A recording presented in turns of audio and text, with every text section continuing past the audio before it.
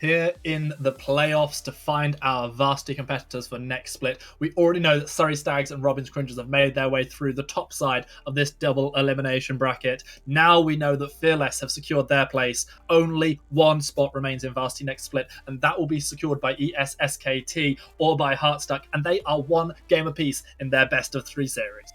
They are, and we're jumping into another series. Of course, that means if you've been watching the previous stream, don't expect those same name tags on your stream, and we will have to pick up things as they go on. And what's really interesting to this is for us to dive into what might be a very interesting pick and ban, because we've now seen 2 games of potential adaptation from both these teams.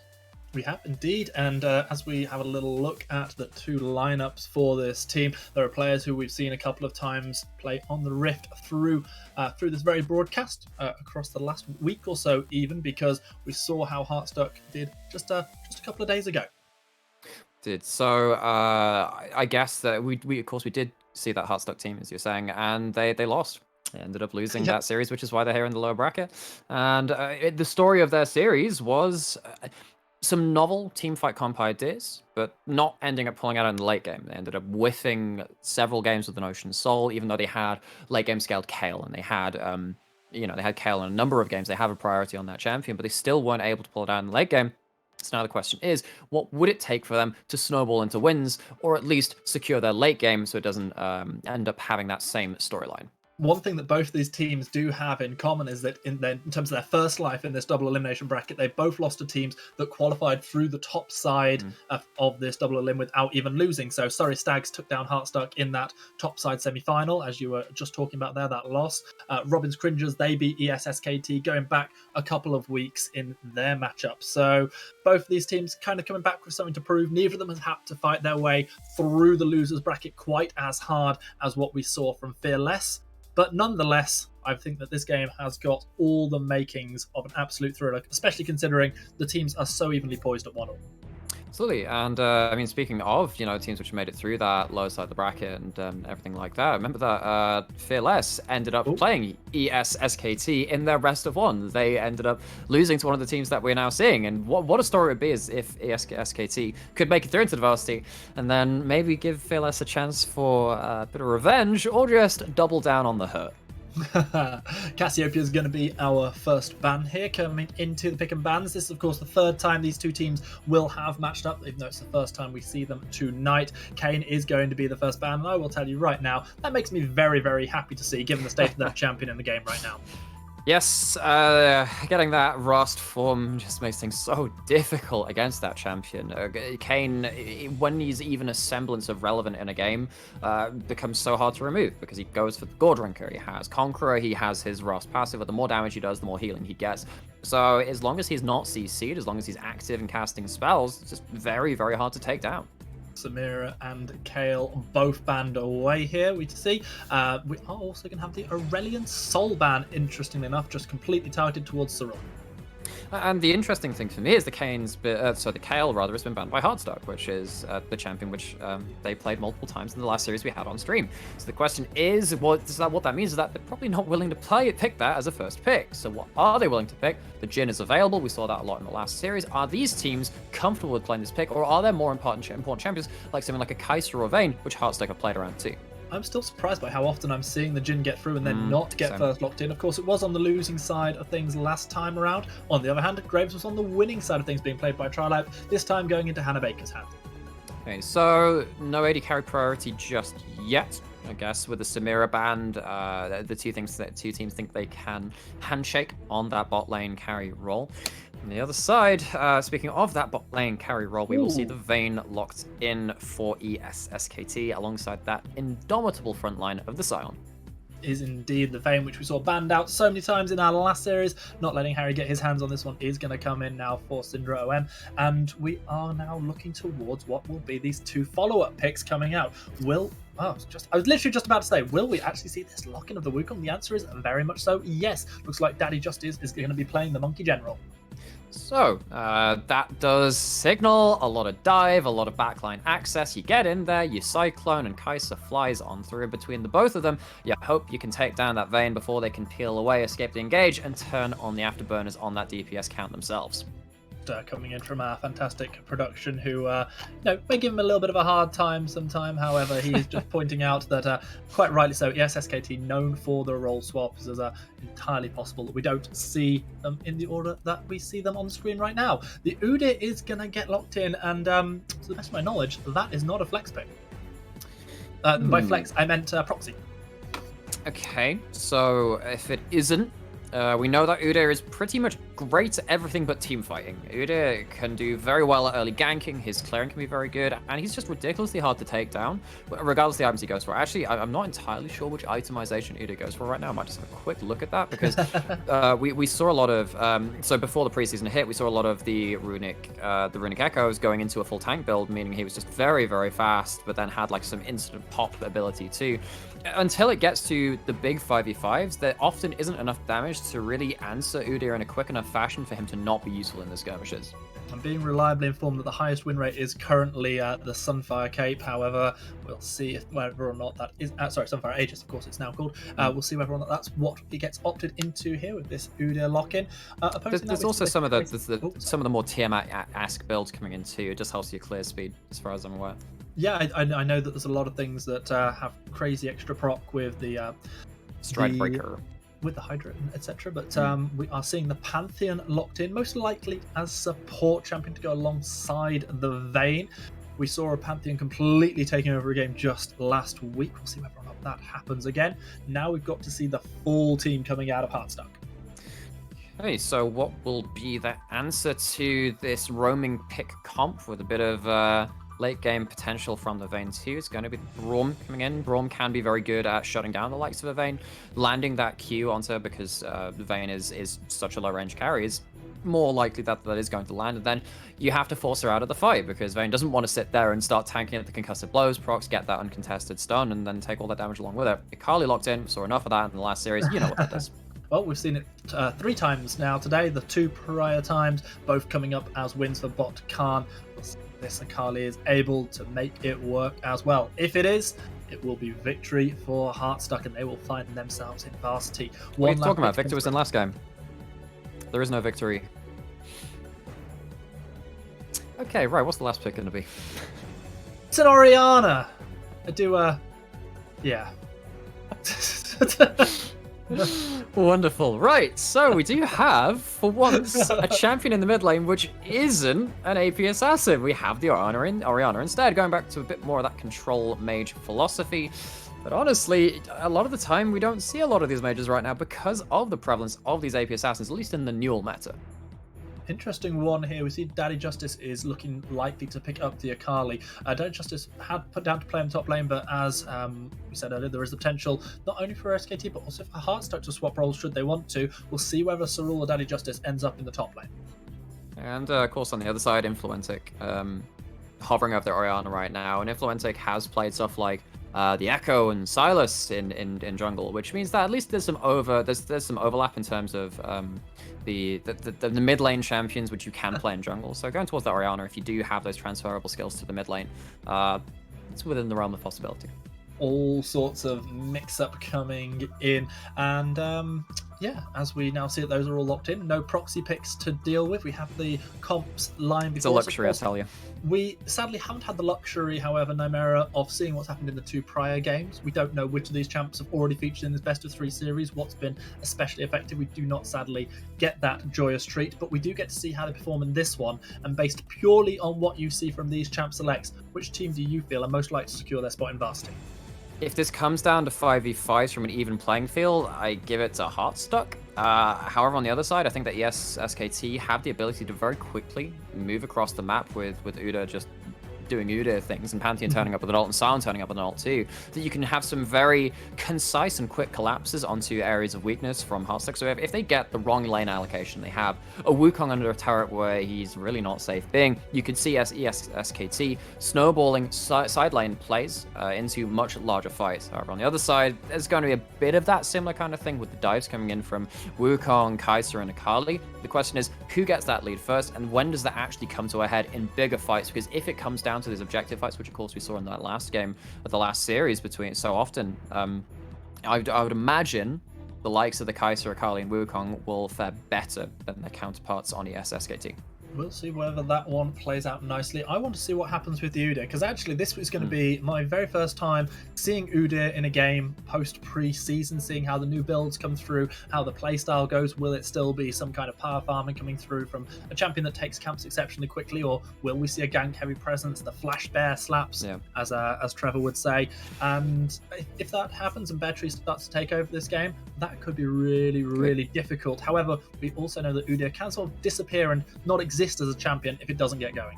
I've also got a couple of questions about Orianna and the meta too. Orianna does do pretty well against, again, it's a point which I do harp on a lot about because it is normally quite relevant, low range champions. If you have Wukong diving in, Kai'Sa diving in, if they end up using their mobility spells before the shockwave is used, that could be teamfight over if that's a big enough impact from the Orianna. But Seraphs no longer gives you the shield, less defensive options. Will this Orianna be able to remain safe? That's going to be the question for me. These two teams have done all they can through Champ Select to draft themselves the best possibility to secure the win in this final game, in this best of 3 series. Which of the two will have had more success in doing that? We won't know until we get onto the Rift and let the two teams battle it out. We're going to have a small break to set things up, but we'll be back with all that action very soon.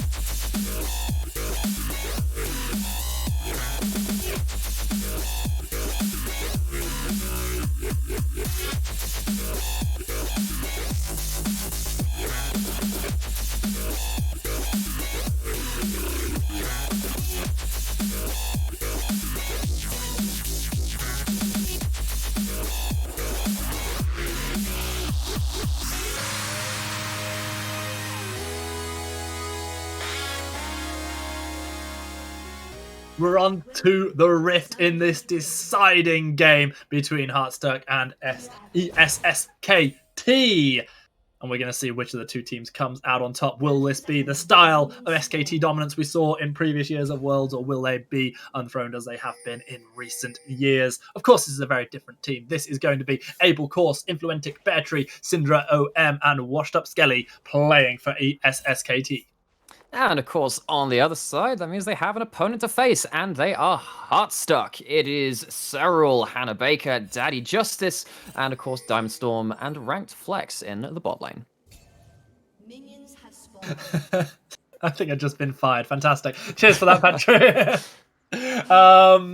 Well, we are going to get into all the action in this game, and already we can see that there are 4 people looking for a potential delayed invade. Bear Tree looking towards Hannah Baker. Will we see the early flash bear slap? It's actually going to be Hannah Baker having to take the dash away, which is not exactly what you want to be doing when you're looking for your early clear on a Graves.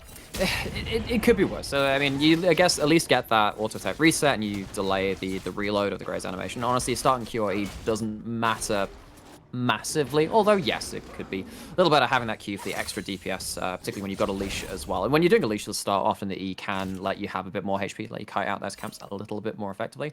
Interesting to see, there is no press attack on the Udyr. It's going to be the Aftershock, which tells you the kind of route this Udyr wants to do. Oh, this is interesting. You know what? Completely missed it. I've cast it a couple of times this season.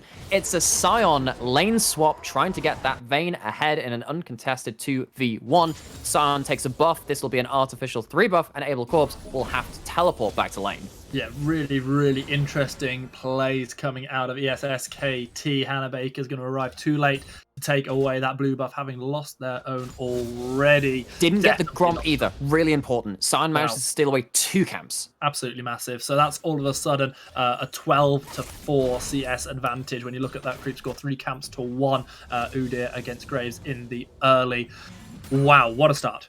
So I've cast this a couple of times because I did a couple of fan broadcasts to some of the emerging regions this year, particularly in the LGL. And one of the team, well, the team which ended up going to Worlds from them, did this a lot. And they would do a lot of things to set this up. Of course, Sion is a key component of this. Can die to passive and take away a lot of camps. Give your own jungler a lead. And when that's a farming jungler matchup with the Graves, you can put them behind because, as we were saying with the Lilia in game 1 of the previous series we were casting, these champions do thrive from an advantage but struggle from behind.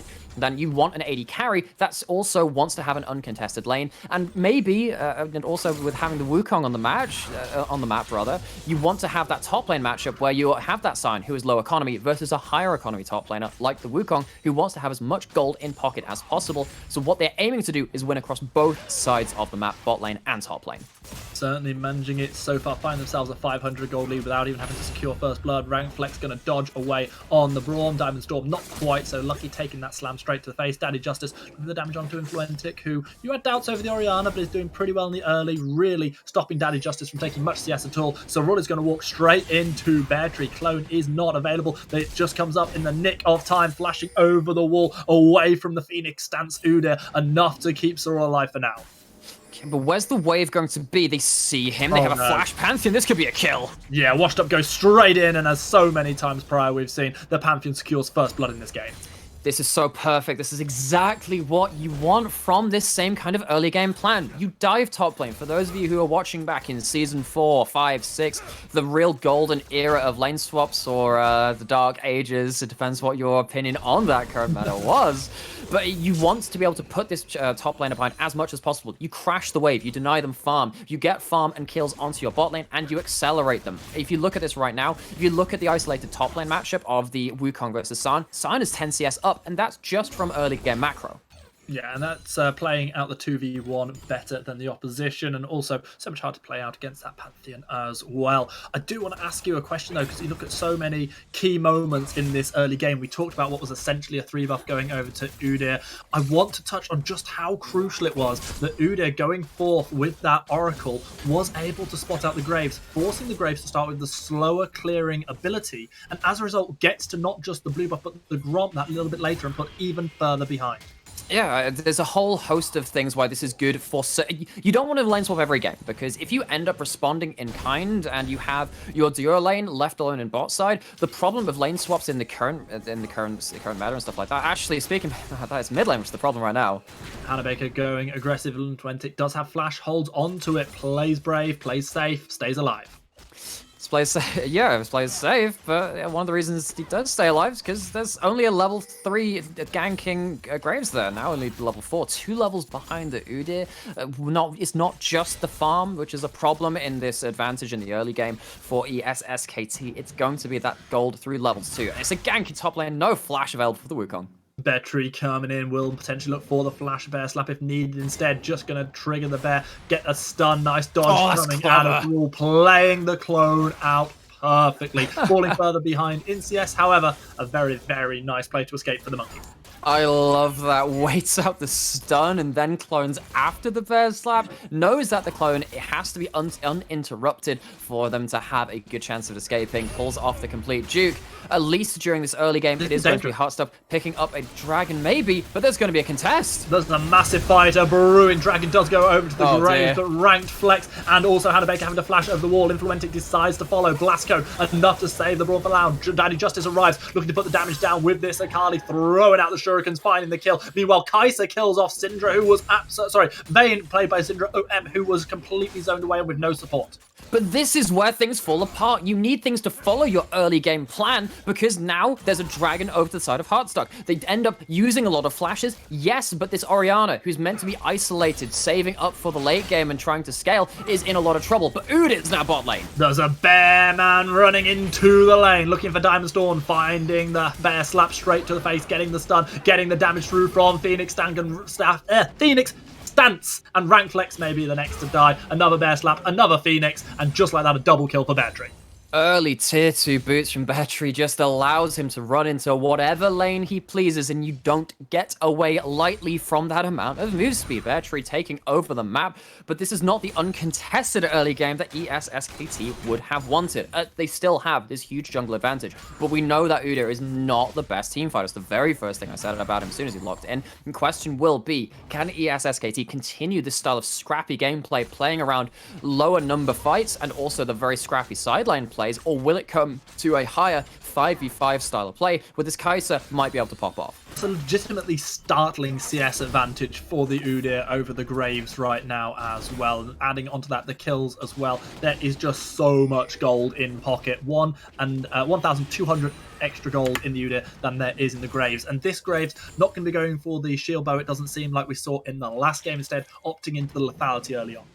I think that makes some sense. You do have at least the Braum to help you in the front line this time, but it's not going to be a front line problem in the bot lane. Although that's been disengaged. It's mid lane where the problem is. Seen this story before, and Fluentic plays it exactly the same again. This time didn't have the flash available, but fortunately didn't need it. Graves looking to steal away a camp, trying to close down the gap of CS that we already see Battery getting, but Daddy Justice and Hannah Baker already being forced away from those Raptors. He's just so fast. It looks like he's got the water walking rune on, as if you see that little trail of motes of light coming out of Battery, which means that if he is going to be playing around these sidelines, think of him almost like a Nunu in that regard. Just turns up out of nowhere, has so much music, you can very, very rarely get away from him if you're pushed up in a lane. Think of him like a Nunu. That was not a sentence I was expecting today. Syndra trying to clear up as much of the CS as possible, has fallen significantly behind the Kaiser early on out of those two against one trades. I think a lot of that came in from losing a couple of waves on the rotation. I think another problem is that, of course, they didn't end up rotating at a point where the Herald is coming up. Of course, Herald now going down too. So they haven't actually ended up losing out on that. And now Battery hopefully can break up in the side lane, because that'll be the next part of this game, which will be so important. Can they get a side lane advantage to start playing around this? Again, the Udyr and Vayne side lane plays. And Battery's not just taking his Raptors when he's saying winner, winner, chicken dinner at the minute. He's taken everything on the Rift all for himself. Obviously missing out on that Ocean Dragon earlier on, but he's making Sarul's life absolute hell. Meanwhile, Influentic with that huge CS advantage as well. This is all part of the reason why we see this 1.6 thousand gold lead having been accrued for ESSKT. They're going to take themselves more turret plates as well. Well, that's 4 right off the bat. Wukong doesn't even look like he's teleporting back to lane, so that's going to be a full wave denied too. Have to see if they do get the full tap. Looks like they will do, because there's no Graves heading up to top lane. No Akali looking to cover, and of course no teleport coming in from that Wukong. So that gold lead, which was, you know, 1 point whatever gold, 1,000 gold onto the Udyr over the Graves, has now come up to about 2,000. And all of a sudden the gold lead is closer to 3,000 as well. Very clever from the side on the Udyr. Taking that a little slower than maybe they could have done, just to make sure that as much of that wave died before it reached Sarul as possible. Meanwhile, we are going to see that the big flash play coming in from Daddy Justice as he looks towards Influentic, who misses the shockwave with the sombrero. Daddy Justice finds the kill. No flash on the Orianna, pushed up. We talked about AP Assassins, and maybe that's the reason why mages aren't played quite so much on this current patch, at least in the Newell. That's what happens. You push up, try and get yourself some pressure, you die for it. Meanwhile, we are going to see Vision swept out around this second dragon that is going to be spawning. It will be Cloud, which means either a Mountain or Infernal Rift this time around. We'll see if Battery and co decide that they want to make sure they secure this second dragon to delay a potential early soul for Heartstock. That would be an important thing. Of course, that means that the Cloud Soul is off the table, as you were saying. And we'll have to see whether it's the Infernal or the Mountain Soul we are left with. There's a Scion on this map. There's a Braum on this map. That means that the Mountain Soul can be very important to the resists that they do tend to build up naturally throughout their item builds. Of course, Infernal, with the amount of damage too, coming in from Akali, Kaiser, Wukong will be, and of course the Graves too. a mighty prize to be claimed by Heartstock were they to claim that objective, however. Important question for you, Nymera. If we do see Heartstock take this game and qualify for Varsity coming into next split, if you know, have the joy of still casting here at the Null, will I have to start cheering for them and rename myself Grey Heartstock? I've seen your solo queue. You are Heartstock in one way or another. Whoa, We do see not Ude wrong. coming in for the extra award. Yes, production, laugh with me. You know it to be true. I really like what ESSKT are doing right now. They've moved to that top lane, taking down the outer turret, going to move mid-bot lane, take down a lot of the plates there as well. One of the problems about moving so many people to this is that you don't kill the turret, but they go for the fight instead. Double onslaught straight into the Braum. He puts the shield up, but there's not a lot he can do to stop the General from absolutely taking him out. Speaking of Generals, here comes the Monkey General to fight against the Undead General. Double knockup coming in from the Cyclone, but Sarul has to flash away. Diamond Storm trying to put the damage down, but the Kaiser simply does not have the damage yet, despite having that Kraken Slayer. Maybe they don't. The tower is just still alive, but Akali's making their way down. The execute from the ult part 2 coup coming huge. Abel Corp's gonna get tagged. The question is, will we see any follow? The answer is yes! Here comes Daddy Justice. Good damage getting the kill onto the Pantheon. Is gonna get slain by Bear Tree at the end with the Uda as Influentic comes down. Finds the shockwave this time. Not gonna whiff this time round. Diamond Storm trapped underneath the turret. Double tilt coming in for Bear Tree. However, that final turret shot enough to secure 1 kill onto the Orianna in return. Oh, you just hear my heart will go on as Diamond Storm flies into 2-point and click CCs. Gets a kill for it, now 3-1, but ends up continuing the fight. Influentic teleports down. I actually think it's very important that Diamond Storm picks up 2 kills throughout that. Does get to that Mythic, as you were saying, had the Cracker Slayer in that fight. But Kaiser is another one of those AD carry champions, which does feel like you give them enough gold and they can win in any scenario. True. We've already seen what a Fed Akali can do as well. Daddy Justice now 3-1-0 on that champion. Okay, so taking a step back, Dragon did go over to ESSKT. They have themselves a 3,500 gold lead. That will help. Of course, we do have the Frostfire Gauntlet, excuse me, onto the Udyr. So got some tank stats, and with this Mountain Rift spawning, will be very, very nice for that champion. Were they to stack up any more of those mutual objectives? Also allows you to, again, in the extended lanes, which are now presented in that top lane and very nearly in that bot lane, only that 1 plate left before they fell. Battery will be looking to run several people down in those side lanes. Problem is, at this point, if Bear Tree doesn't do a good job of running people down, instead runs it down himself, where does the rest of the damage come from? Because he's the 402. He is, you know, 70, well, not quite 75%, but around about those numbers, 66% of the kills already secured by this ESSKT team. I mean, Orianna scales pretty well, so does Vayne. If it comes to more of a front-to-back team fight, they are some of the best champions in their class at dealing out that kind of damage. But does this team want to go to that kind of playstyle? Do they want to be playing 5v5s? We know that the Udyr is the first thing, again, we're going to keep mentioning it. Not the best team fighter. He doesn't have a lot of AUE abilities. He's going to be singling out a single target and trying to pin them in place while the Pantheon, Vayne, and everyone else starts wailing on them to try and remove someone early from the fight. But he is also just only going to run at you. That's what Udyr does. If you have the Braum passive stacked on them, smoke screens flying in, Wukong trying to damage him right now is really not going to win that duel. Bear Tree knew exactly where Sarul was going. Sarul pops the ultimate, finds 1 knockup through from the Cyclone, and then it's Bear Tree has to flash away as the support arrives in time for the Heartstock top laner. Meanwhile, Abel Corp's running away from Diamond Storm, trying to get the Plasma Explosion. Not quite able to do so onto Abel Corpse, who just charges up, and of course, he's playing Tank Scion, not Lethality Scion, so he's not going to be too scared right now. So having no flash on Udyr stops some of the next aggressive plays that ESSKT might want to make, but at least they do have the Vayne free farming in top lane. That's matched by the free farming Kaiser in bot lane, and as you were saying, Abel Corp's not really wanting to run up to that champion, especially with the Kraken Slayer giving a lot of extra burst through onto that AD carry. Kaiser, also known as Space Vayne, ironically, one of those champions which has been compared to one of the strongest scaling AD carries since the dawn of League. Well, now we'll have to see them go face to face in this game for the playoff Varsity qualification lives. It's very much Vayne against Vayne 2.0 here on the Rift. Udyr is going to take away his second Herald of the game. A third Dragon will be spawning in around about 30 seconds time. We see Hannah Baker and Rankflex just trying to secure as much vision around this one as possible to give the team of Heartstock as much of an opportunity to not only put pressure onto his bot lane turret, but secure themselves a Dragon as well. Importantly so, because what that means, you now have priority on bot side, the wave pushed up, and no wards replaced from the side of SKT to contest this dragon coming up in 10 seconds. They did take away the last dragon, though. I don't think they should feel pressured to actually contest this. If they think they have a good chance of winning, sure, absolutely go for it. You did just finish off that Luden's Tem first on Orianna. Yeah, I remember the name of that item, which can be very important. Will that burst be enough? We'll see. They end up putting a Herald mid. I think if they get the mid lane tower, which of course they will do with that single charge, they'll still call an even trade of a dragon, well, a trade of that dragon for the tower more than worthwhile for them. Well, that's true. The question is, will they just be able to get both? And it looks a lot like they will, because Beartree pops that Herald, takes that mid lane turret, and then starts up this dragon. But they're looking to leash it out, trying to pull it away, make sure there's no contest. There is no contest to be seen as Heartstuck back away. I guess Heartstuck used that vision warp that they ended up winning just for that dragon spawn to take down the bot lane turret instead and put that gold onto the Kai'Sa, amongst other things. I'm not sure. I like giving SKT another dragon under their belt because it kind of feels like around those objectives is where you want to be playing, as we've been saying, because it's more about the split skirmishes, which will probably go wrong for Heartstuck, and it feels like maybe giving over that dragon allows SKT to extend the game and push away that sole win condition later into the game and play the game how they want to around these side lanes now. At least they were playing respectfully. They are 4,000 gold down. Taking a fight there could have led to even more of that's the danger.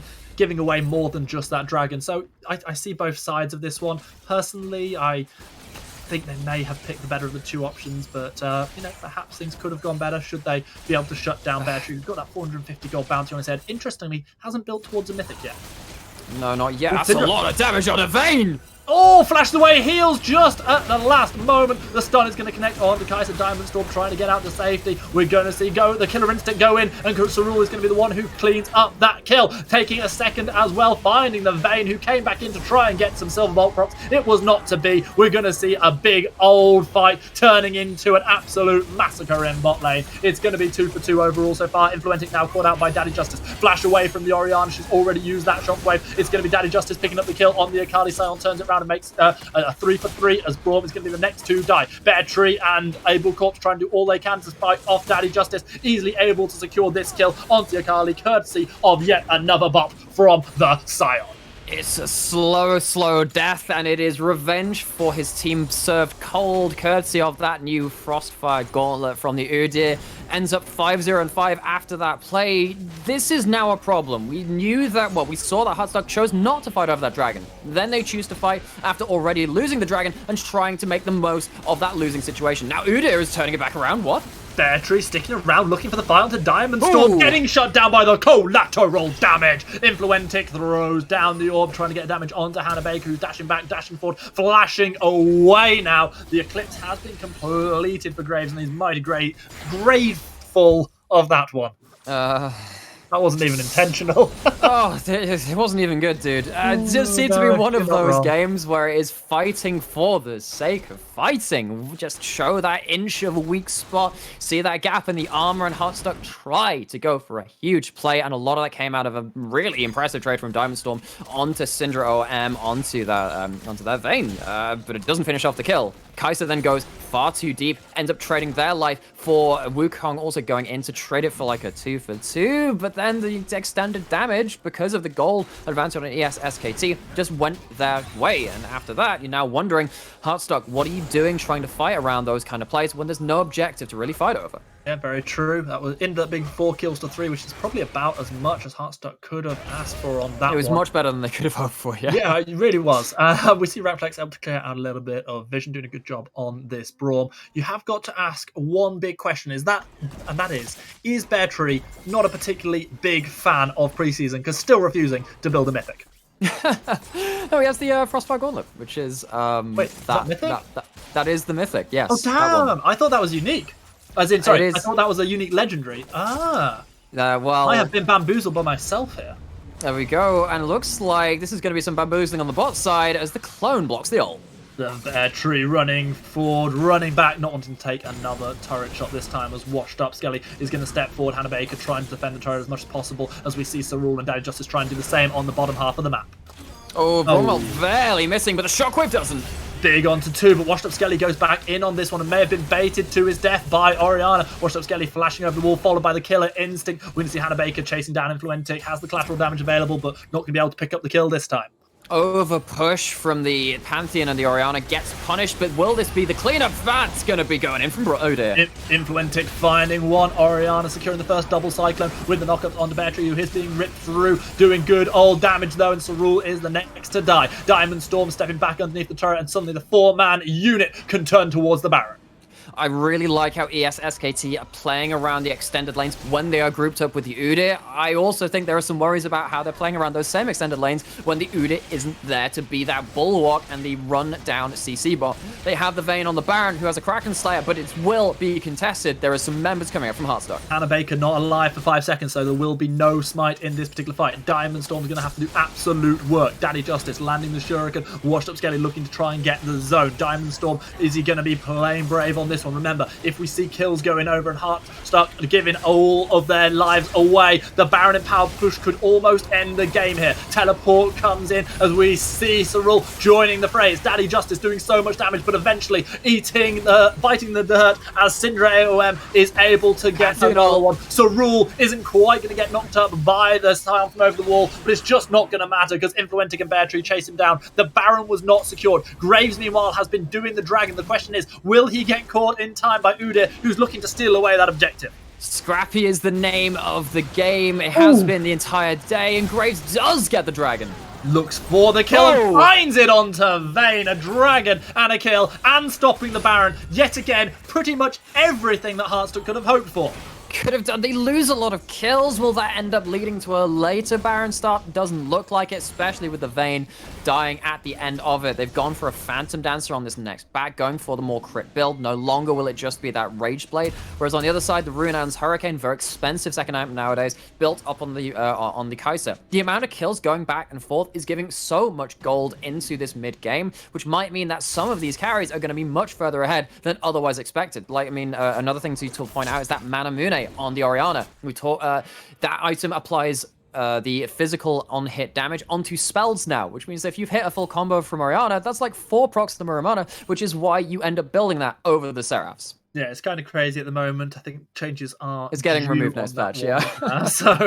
I'm not going to lie, I think that's a good thing. But certainly in the brief patch that we had, it has been kind of interesting to watch and certainly working out quite nicely for Influentic at the moment on that 4-4-4 scoreline. We're now starting to get people on the ESSKT team who have got good kills to their name. Probably has no teleport. Items. The Baron is being shredded through so very, very quickly. Yet again, under threat from the ESSKT team. Can the Heartstock crew answer this time? They've not got a Kali with them. Obviously no teleport on Daddy Justice, and the Baron is gone.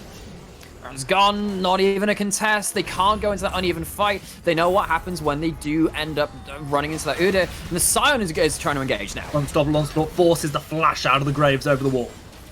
So we now have the end result of that last play where we talked about the Baron being stopped. Well, it was only delayed. It ends up getting the dragon. That's important. There will be no Dragon Soul next for the next 8 minutes at the very minimum, right? You've got to have 5 minutes for one spawn and then 3 minutes until the current spawn. Doesn't stop this team from wanting to push in and get themselves some kind of game-ending advantage, try and get themselves some inhibitors, try and split up this map a bit more, and of course get themselves some more gold like a shockwave like that. 1, 2, 4, Influentic, take a bow. Sarul goes in, finds multi-man knockups himself, and it's going to be a shutdown onto Influentic. Graves, meanwhile, kills off the Pantheon, 2 Baron buffs down, but Vayne is doing work, finding the 1 kill. Beartree going forward, finding Flash Bear Slap onto Hannah Baker, doing the good damage. It's the Vayne with the double kill. Absolute scenes as Influentic and Syndra Aeon rinse through the Heartstock lineup. It's a huge amount of damage coming through from that shockwave. It ends up costing them their life because they step forward, end up getting engaged back onto. Ends up as a 2 for 2, but it does mean that Inhibitor Turret will fall in the mid lane in favor of ESSKT. They get to reset now, but Akali looking to see if they can try and make it forwards. Daddy Justice with the flash with the ignite. He's going to get caught by the knockup syndrome. Of course, his here as well, the condemn available. That is going to be flash and ignite both burned out of the mid laner from Heartstock. Crucially though, they lost their Inhibitor Turret, but not the inhibitor. Okay, so they won't have those super minions spawning into the next couple of minutes as they're waiting for that next dragon. That dragon will be soul point for either team. It is 2 apiece. That may be where the next big fight happens, but as we've been saying, it does seem to be fighting for the sake of fighting. Fighting indeed. We're now 30 kills from 26 minutes of play. That shockwave was one of the sweetest I have seen in a while. Didn't actually work out that brilliantly for Inflantic. As you say, it was a 2-4-2 in the end, and there was shutdown secured because I believe there was a 500 gold bounty on Oriana's head at the time of her death. It looks very sweet, and that will be one to put in your montage reel, but it unfortunately left Oriana at a point where she was just way too out of position. Wukong may similarly be out of that, but he does get the recall. Wait, Graves. He's on his team. Oh yeah. See, I'm too used to seeing the yeah. Oops. And ideally insert eyes as well. So it's been a long day, Stan. Sure, a lot of hype. Always a pleasure to get to work with you and our fantastic producer Patrick as well.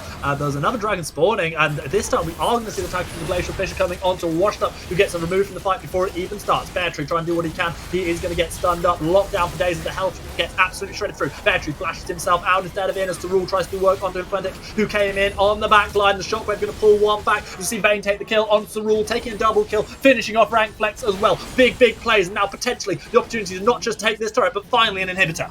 I think they will do. Oriana has a Nash's Tooth on top of that Muramana. A lot of auto attack damage coming out of this mid lane mage. You have a Vayne, your AD carry there, and Udyr is also known for his tower killing capabilities. This will be an inhibitor, not in the mid lane from that last push, but straight through the bottom lane. And it potentially could be the mid lane one as well, as the rotation will come through from ESSKT, who have now pushed their gold lead to near 10,000 Able Corps. So insanely tanky, and you saw the same is true of Beartree with the completed Thornmail as well, living in that last fight on just a shred of health, despite absorbing the damage from roughly 3 or 4 champions at the same time.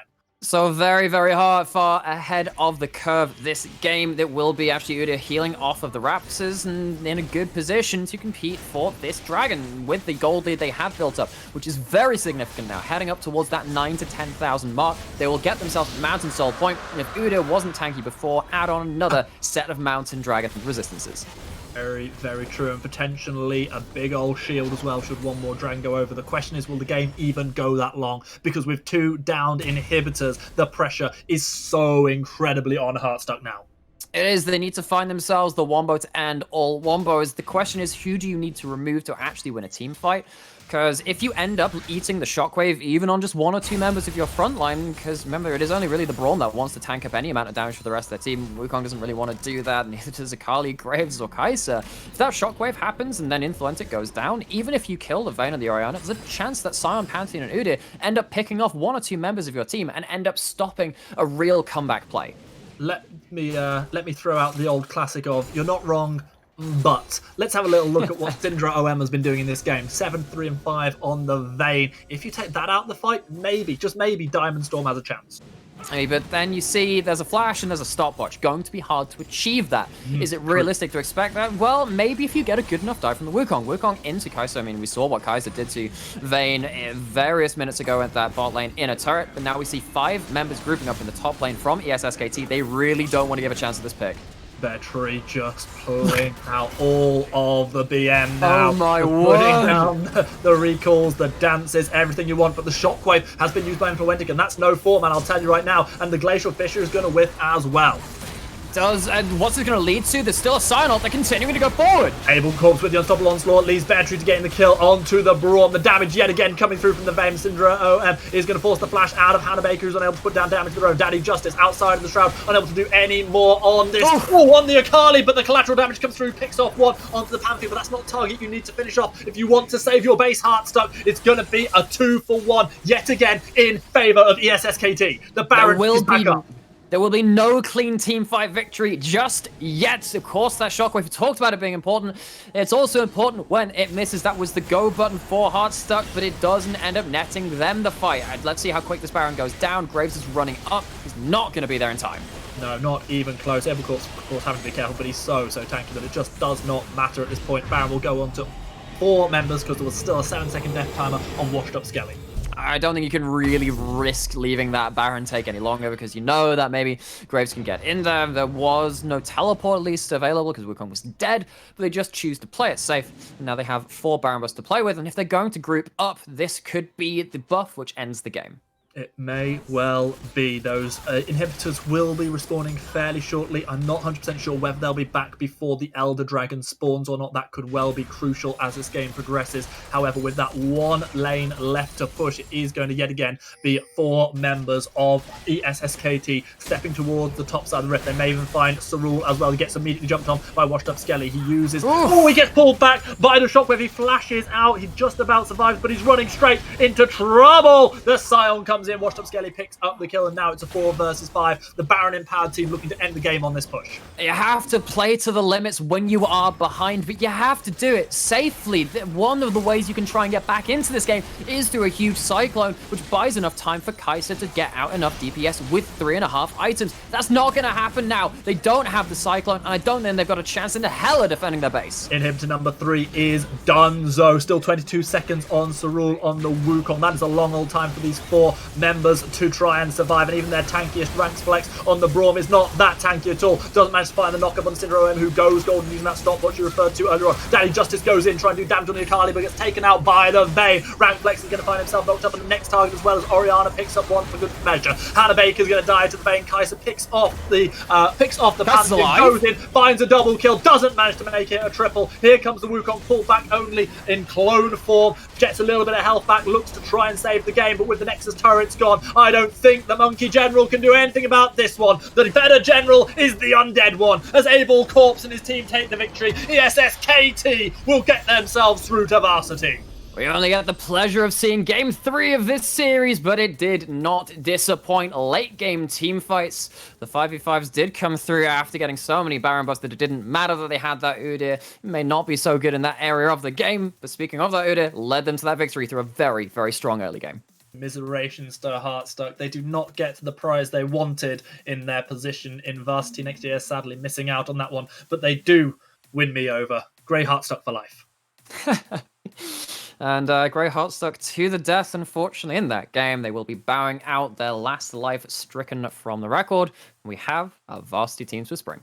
We do indeed, and we can now reveal that it will be the Surrey Stags, Robins Cringers, ESSKT, and Fearless, who each find themselves a spot in Varsity next split, going alongside the teams that qualified automatically by being 8 top teams who have been playing off for the prizes this split. That is going to be so fascinating to watch going into next split, because then there are so many fantastic prizes that are available, courtesy of the North.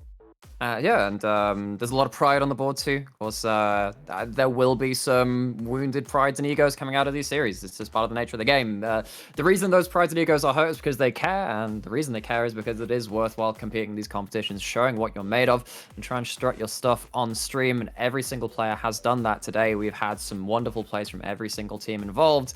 However, there can only be one winner per series. We get 2 of them today. Very, very true. Just having a little look at the damage charts there, and huge amount of damage dealt to champions by the Orianna. Unsurprising given the shockwave that we saw coming through there. It was a really, really solid series to watch. Great fun. If you were to pick any one particular champion, one summoner that you thought was maybe the star of the show today, would you be able to do that? Okay, so from this series, I think it is the Udyr. I think that you have to play the early game in a certain manner to remain relevant and to have a win condition going forward, which isn't just, like run forward and hope the team fight goes well when you die horribly. And Bear Tree managed to do that. The lane swap really well executed. I love what they did there. I think that Abel Corpse was very key in that too. Of course, this was a team effort. You don't win this kind of game without everyone playing their part, because it is a macro game. But I think it did start with the Udyr and how far ahead they got in that game. Enough. As always, an absolute pleasure to get to Casper Nomera to bring you these games. Pleasure with you, Stone. The qualifying teams we got. A massive thank you to our production, the fantastic Patrick Pants Campbell. Go follow him at ProdPatrick on Twitter. He has fantastic content there. And also feel free to follow myself and Nomera. You can see our Twitter handles just below. Big thank you to everyone involved with putting together this tournament, the behind the scenes. You've seen Geomancy in the Twitch chat. There's a huge amount of work making this tournament run so smoothly, and also to all the players who have watched, as well as you guys watching on Twitch chat. We'd like to thank our partners for this split, that are Amazon University Esports and of course Twitch Student as well. As always, we are also proud to be sponsored by Levi's 24/7. Make sure to join today and earn points with every purchase. The link is in the panel below. Thank you very much for watching tonight. It has, as always, been a pleasure. We will catch you next time. I believe we have broadcast on Wednesday, 7 p.m. UK time. Be there or be somewhere else. See you soon.